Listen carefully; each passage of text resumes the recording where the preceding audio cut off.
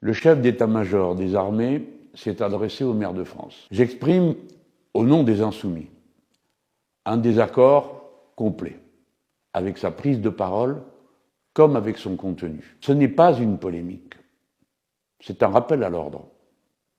En République, l'autorité militaire, comme toutes les autres comparables, est strictement subordonnée à l'autorité politique, à qui elle obéit pour le service du pays. En démocratie et en République, c'est au Parlement et au président et à nul autre de désigner l'ennemi et d'appeler au combat si celui-ci doit être engagé, pas au chef d'état-major des armées.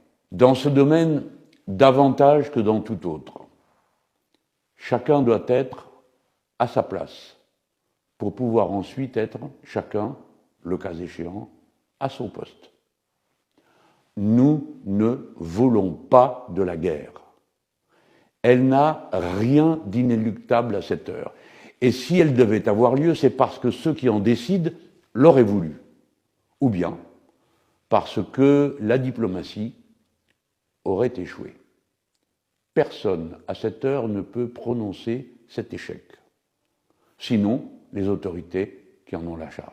Le général Mandon a tenu un discours fondé sur des évaluations et pronostics excessivement alarmistes. Ils n'ont aucune validation officielle de la part des autorités qui peuvent les formuler, et elles seules.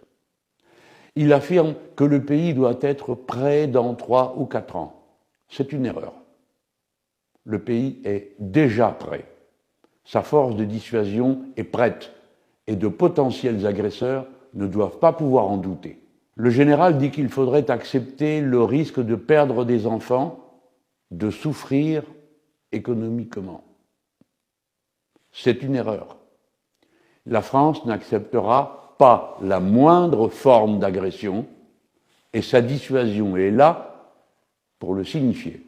Le général désigne des ennemis possibles. Encore une erreur. C'est à l'autorité politique du Parlement, au chef de l'État et à eux seuls de le faire. Car cet énoncé vaut ouverture du combat. Une telle usurpation de responsabilité, de tels propos sont inacceptables.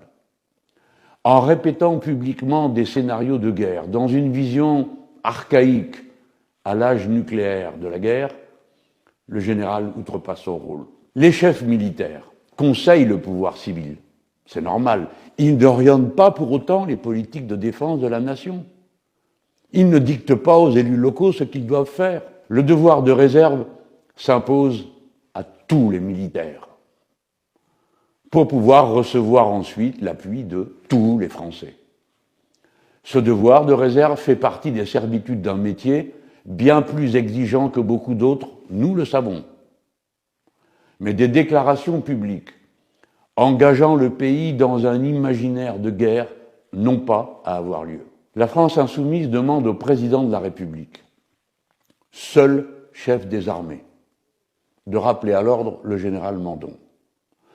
Nous demandons au président de la République de réaffirmer que les orientations stratégiques de la France relèvent exclusivement du débat politique et des autorités civiles qui sont placées sous le contrôle du Parlement. Nous lui demandons de rappeler que la France ne veut pas de guerre.